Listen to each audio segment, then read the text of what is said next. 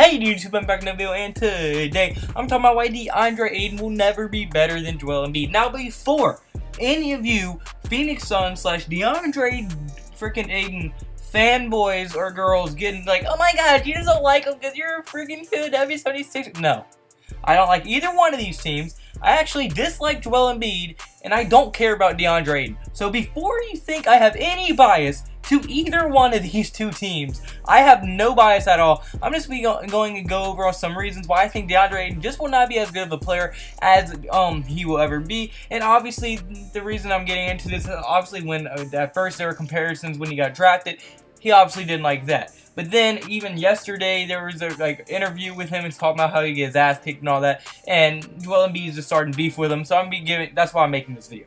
So without further ado, without running on too much, let's get right into this video. Alright, so the first thing I'm going to get into this video is not even going to be a reason. It's going to be why this beef even exists. So on draft night when Deandre Ayton was drafted, Joel Embid said, don't even compare me to Deandre Ayton. And like, that kind of sparked off a huge thing, and it kind of died down. But just yesterday there was an interview, and they showed a picture of Deandre Ayton, and Joel Embid said he's going to get his ass kicked in the NBA. But I mean, he didn't just bash Deandre Ayton. He actually said he's going to be a good player, but he just thinks he's a better player. And I agree with that. I think he's going to be a pretty good player in the league. I think he'll be really good and number one overall pick. I think he's going to be a very good big man in this league. I just don't think he will ever be on Joel Embid's level, which is not saying a lot. I mean, Joel Embid is a beast. Debatably the best center in the league right now. So, I mean, that's like a really big shoes to fill if you plan on being as good as Joel Embid. I just don't think he will be. But now I'm going to get into some reasons why I don't think he will ever be as good as Joel Embid. The first thing we get into is their offense. As right now, last year, Joel Embid averaged the second most points per game among all centers last year at 23 points per game. And he was ranked 5th best in assists per game among all centers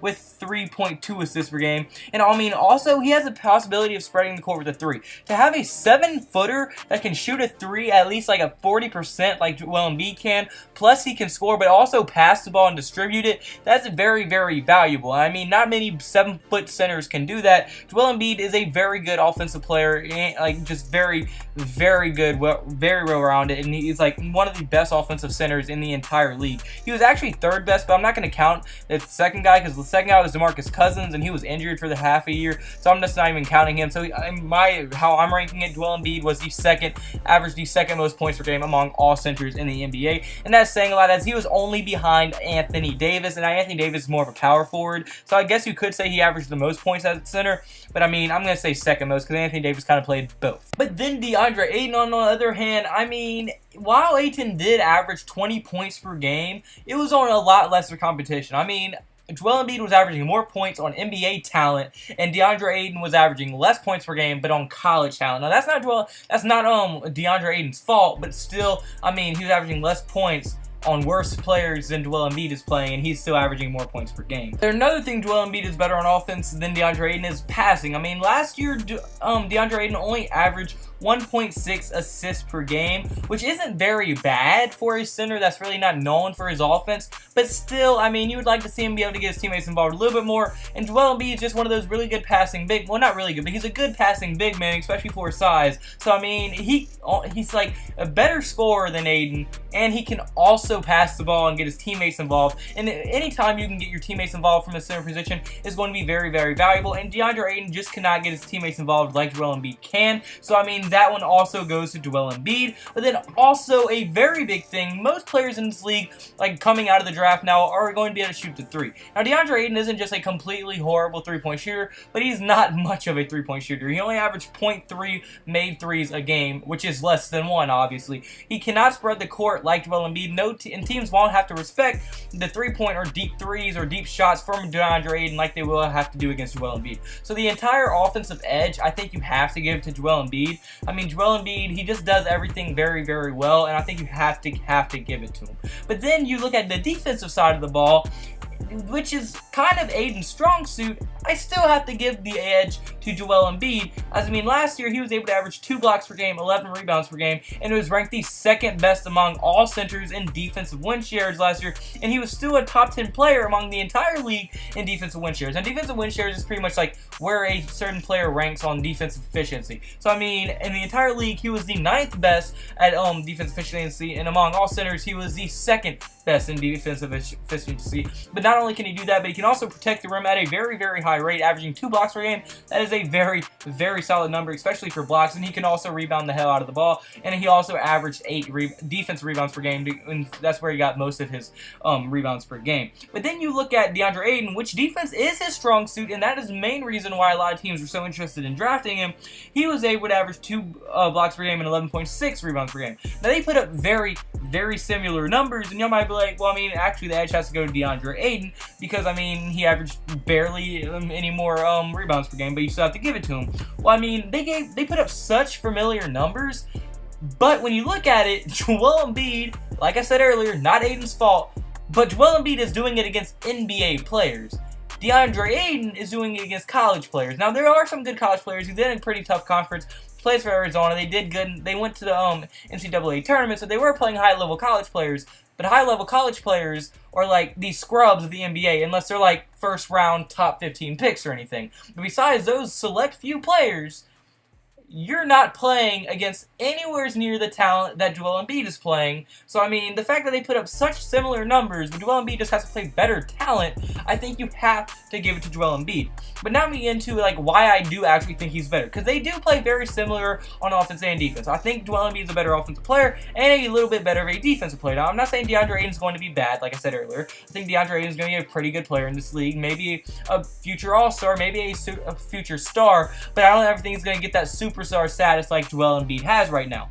And just look at it. I mean, yes, it's not Ayton's fault that he's playing lesser competition, and I know that, but it's not like Embiid is a seasoned veteran, and this is going to be his roof. No, Joel Embiid's in his second season at only 24 years old. So, I mean, it's not like Joel Embiid has been in the league forever, and he's still averaging the numbers that Ayton's averaging. No, he's, like, very early in his career, and he's already dominating the NBA at age 24 and used to it, and he's going into his third year, and he'll probably be averaging around 25 points per game next year at around 13 rebounds per game, and an even better three-point shooter, while Ayton is still going to be getting used to it. I mean, he's always going to be ahead of Ayton. I just don't think Ayton's ever going to be as able to impact the game like Joel Embiid can. I mean, Joel Embiid can completely take over a game by himself. Now, yes, he has Ben Simmons to help him, but I mean, I just don't think that Deandre Ayton is going to be the playmaker that Joel Embiid can be. Because, like, Joel Embiid, if he has to, can bring the ball up the floor by himself. He's not a very good ball handler,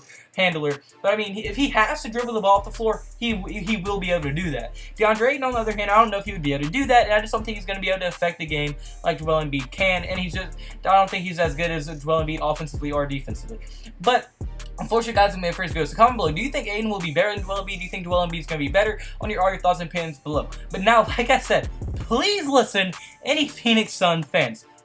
Please listen. I'm not saying Ayton's going to be a bad player. I'm just saying I don't think he's going to be as good as Joel Embiid. Please don't crucify me in the comment section for saying I'm a Joel Embiid bandwagon.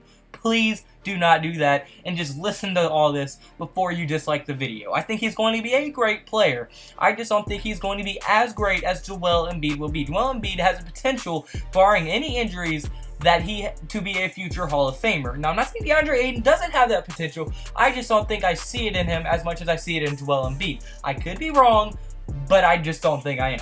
But I would want to hear your thoughts and opinions in the comment section below. Do you think Ayton's going to be better, worse, all that? I want to hear all your thoughts and opinions below. And if you did like the video, play the like button and subscribe button. And I have to say this after every video. Thank y'all so much for all the support y'all been showing. We're probably going to hit 800 subscribers tomorrow, which is a butt ton of people, a shit ton of people. I cannot thank y'all enough for how much support y'all been showing. Literally, I think 5 subscribers away from 800. Holy crap, my goal was 300 subs, and we have a chance to hit 800 subs before the end of the year, and that is a ton of people, and I cannot thank y'all enough. God has put y'all in positions, like me in this position, to be able to make videos for y'all, and I'm going to take advantage of it. Trust me, like, y'all are a huge reason why I'm here, but God's a enormous reason why I'm here as well. He lets me live the world through his eyes, and I mean, I've really realized that over the past year. Like, if you, like, do the, like, purpose why God put you on earth to be, I mean, you're going to succeed. Like, if you do what God wants you to do, and that's the reason he put you on earth, to do what he wants to do, I think is just what he wants to be. And I think he put me on earth to spread his word, but like be able to do it in this fast. I just think this is what my mission is and like calling is and why I'm on earth to do it. But yeah, I mean, I just have to give praise to him. And if you don't like agree with me doing praise to him, I mean, you might want to go somewhere else, because I'm going to do that after every video. I mean, I have to give thanks to him. I mean, he's the only reason I'm here. He's the only reason any of us here. I have to give thanks to him. So if you don't agree with me doing that, and you have a problem with it, you might want to leave. I'm not going to shove it down your throat. I'm just saying I'm just going to always preach what I believe. No one's going to, like, make me more biased, so, and, like, not believe in all that. Like, you know what I'm saying? But yeah, I just had to get all that out of the way. And if you like the video, plan the like button and subscribe button. See you tomorrow's video. Goodbye. Boo. Blah, blah, blah, blah.